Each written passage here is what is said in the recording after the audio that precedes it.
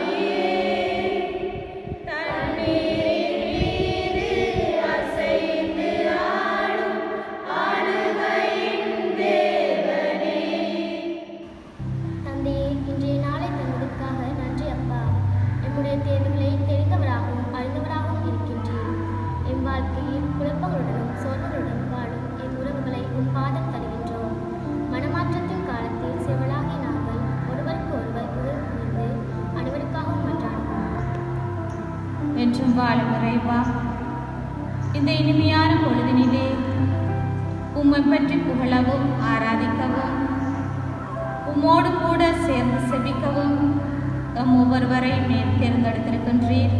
அதற்காக உமக்கு நன்றி கூறுகின்றோம். தவக்காலத்தின் காலத்திலே வாழ்ந்து கொண்டிருக்கிற நாங்கள் ஒருவருக்கு ஒருவர் உதவி புரிந்து மற்றவர்களுடைய தேவைகளை அறிந்தவராக வாழவும் சிறுவர்களாகிய இவர்களை ஆசீர்வதிக்க வேண்டி மன்றாடுகின்றோம்.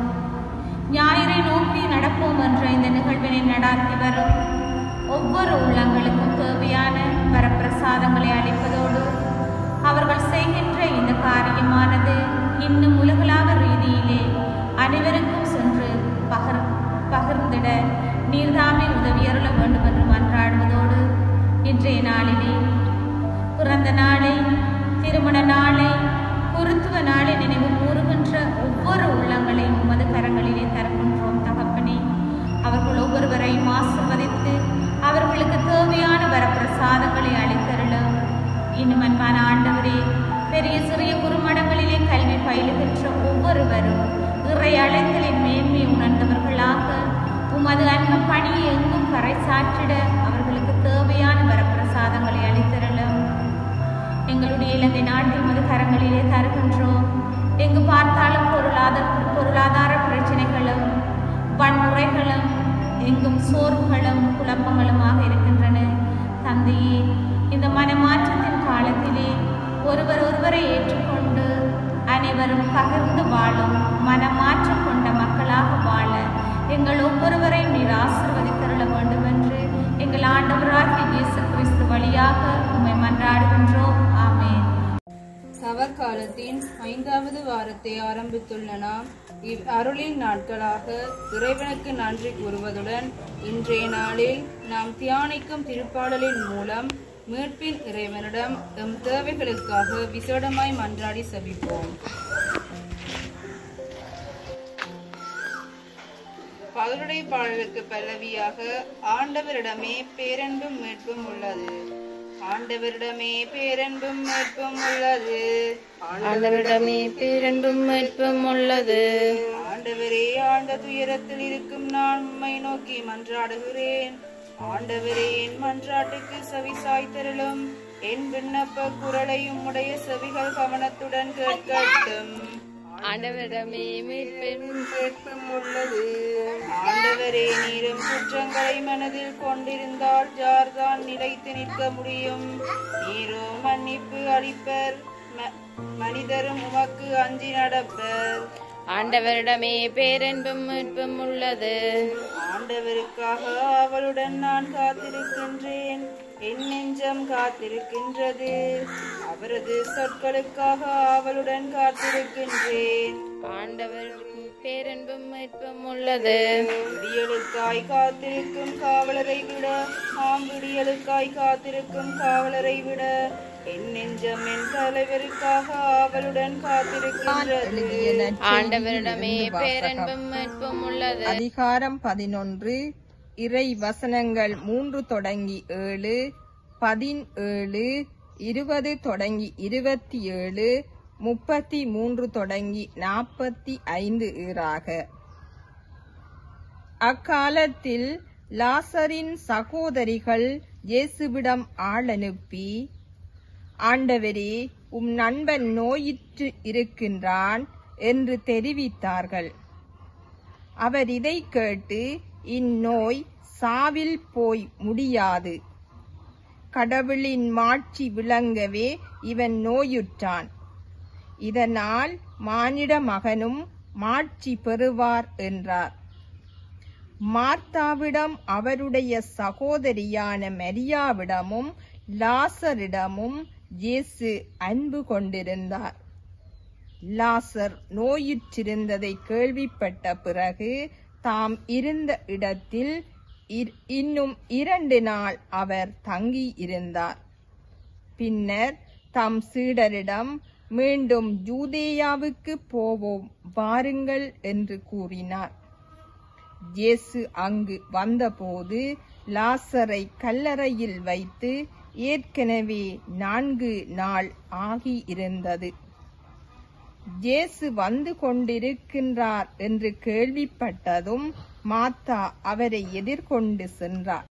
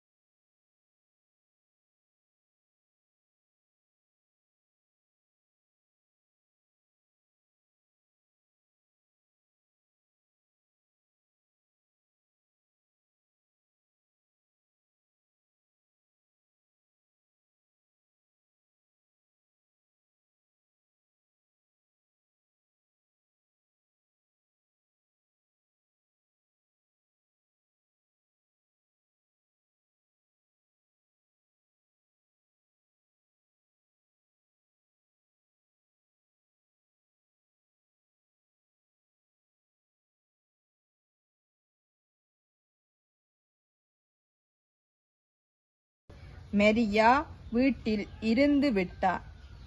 மார்த்தா இயேசுவை நோக்கி, ஆண்டவரே, நீர் இங்கே இருந்திருந்தால் என் சகோதரன் இறந்திருக்க மாட்டான். இப்போது கூட நீர் கடவுளிடம் கேட்பதை எல்லாம் அவர் உமக்கு கொடுப்பார் என்பது எனக்கு தெரியும் என்றார்.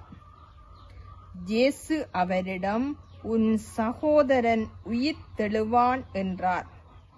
மார்த்தா அவரிடம், இறுதி நாள் உயிர்த்தெழுதலின் போது அவனும் உயிர் தெழுவான் என்பது எனக்கு தெரியும் என்றார். இயேசு அவரிடம், உயிர்த்தெழுதலும் வாழ்வும் நானே. என்னிடம் நம்பிக்கை கொள்பவர் இறப்பினும் வாழ்வார். உயிரோடு இருக்கும் போது என்னிடம் நம்பிக்கை கொள்ளும் எவரும் என்றும் சாக மாட்டார். இதை நீ நம்புகிறாயா என்று கேட்டார். மார்த்தா அவரிடம், ஆம் ஆண்டவரே, நீரே மெசியா, நீரே இறைமகன், நீரே உலகிற்கு வர இருந்தவர் என நம்புகிறேன் என்றார். இயேசு உள்ளம் குமுறி கலங்கி, அவனை எங்கே வைத்தீர்கள் என்று கேட்டார். அவர்கள் அவரிடம், ஆண்டவரே, வந்து பாரும் என்றார்கள். அப்போது இயேசு கண்ணீர் விட்டு அழுதார். அதைக் கண்ட யூதர்கள், பாருங்கள், லாசர் மேல் இவருக்கு எத்துணை அன்பு என்று பேசிக் கொண்டார்கள். ஆனால் அவர்களுள் சிலர், பார்வையற்றவருக்கு பார்வையளித்த இவரை சாகாமல் இருக்க செய்ய இயலவில்லையா என்று கேட்டனர். இயேசு மீண்டும் உள்ளம் குமுறியவராய் கல்லறைக்கு அருகில் சென்றார். அது ஒரு குகை. அதை ஒரு கல் மூடி இருந்தது. கல்லை அகற்றி விடுங்கள் என்றார் இயேசு.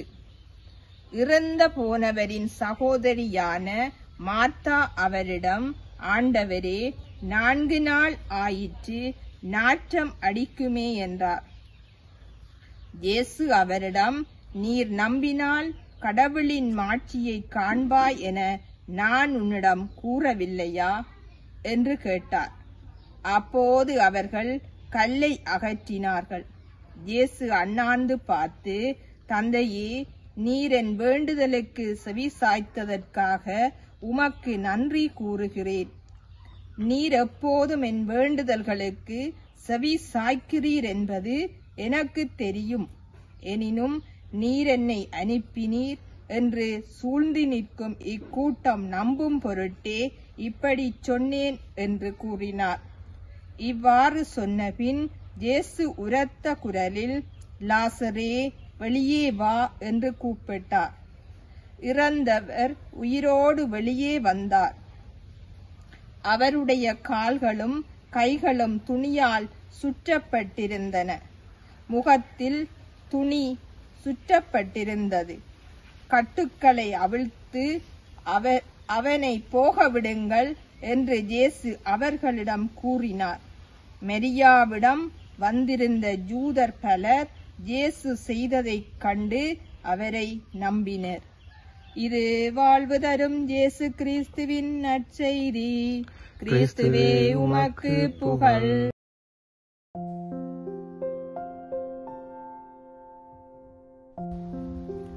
மனமாற்றத்தின் காலமாகிய தவக்காலத்தில் பயணிக்கும் எமக்கு இறைவன் கொடுக்கும் இறை செய்தி யாதெனில், பகலில் நடப்பவர் இடறி விழுவதில்லை, ஏனெனில் பகல் ஒளியால் பார்க்க முடிகின்றது.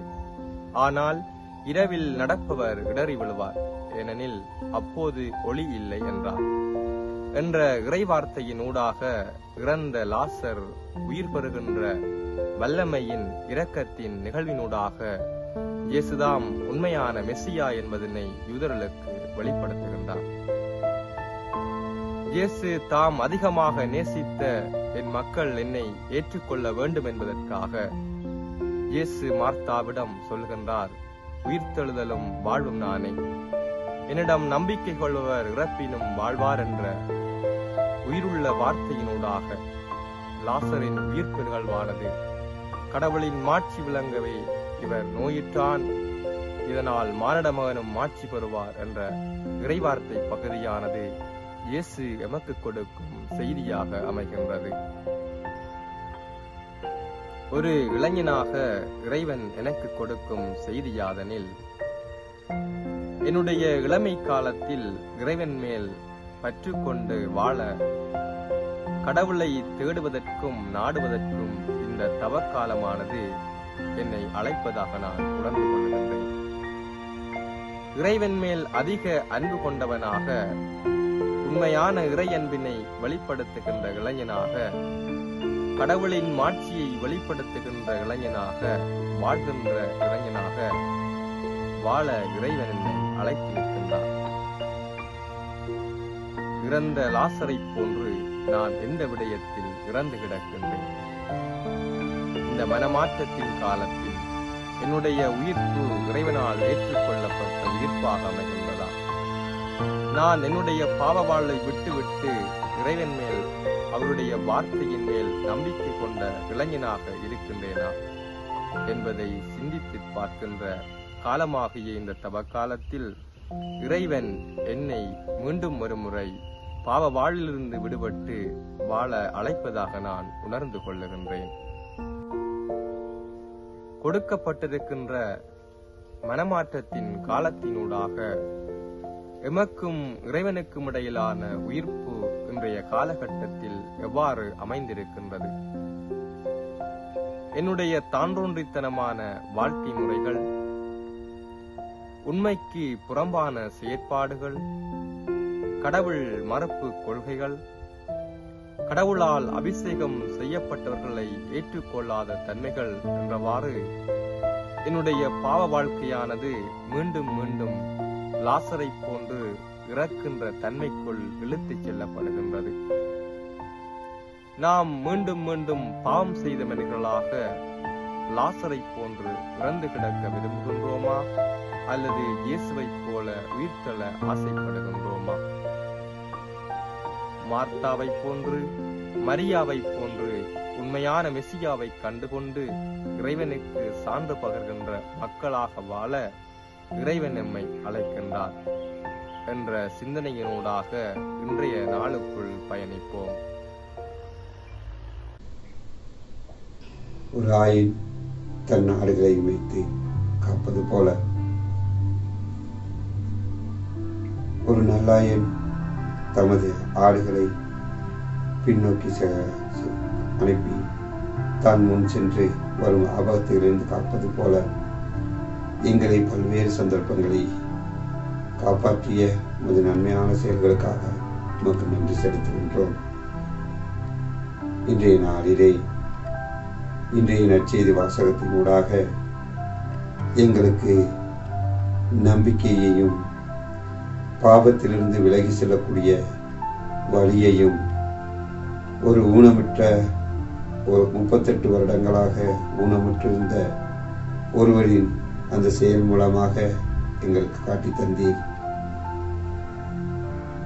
அவர் அந்த இடத்தை விட்டு அகன்று சென்ற ஒரு சந்தர்ப்பத்தை வெளிக்காட்டும் முகமாக படுக்கையை எடுத்துக்கொண்டு செல்லும் என்று கூறிய வார்த்தையின் மூலமாக அவர் நிரந்தரமாக அந்த நோயிலிருந்து உடல்நலம் பெற்று மீண்டும் அந்த இடத்துக்கு வரமாட்டார் என்பதை வெளிப்படுத்தும் ஒரு நிகழ்வை கண்டுணர்ந்தோம். இவ்வாறு எங்களுடைய வாழ்க்கையிலே பல்வேறு சந்தர்ப்பங்களிலே எங்களுக்கு ஏற்படுகின்ற துன்பங்கள், துயரங்கள் வேளையிலே எங்களை காத்து வழிநடத்தி அந்த துன்பத்திலிருந்து எங்களை காப்பாற்றிய சந்தர்ப்பங்களுக்காக உமக்கு நாங்கள் நன்றி செலுத்துகின்றோம். ஆபத்தான வேளைகளிலே, ஆதரவற்ற வேளைகளிலே, விபத்துகள் நடந்த போதிலும் அந்த சந்தர்ப்பத்திலே ஒருவர் மூலமாகவோ அல்லது பலர் மூலமாகவோ எங்களை காப்பாற்றிய கருணையான சந்தர்ப்பங்களுக்காக உமக்கு நன்றி கூறுகின்றோம். எழுந்து வா மகனே, என் கரங்களை பற்றி கொண்டு என் பின்னே வா என்று அன்று சீடர்களை அழைத்தது போல எங்களையும் பல சந்தர்ப்பங்களிலே நாங்கள் பல்வேறு சந்தர்ப்பங்களை துன்பமாக துவண்டு இருந்த சந்தர்ப்பங்களிலே அழைத்து எங்களை ஆறுதல் படுத்திய உமது கருணைக்காக இந்த வேலையிலே நன்றி செலுத்துகின்றோம்.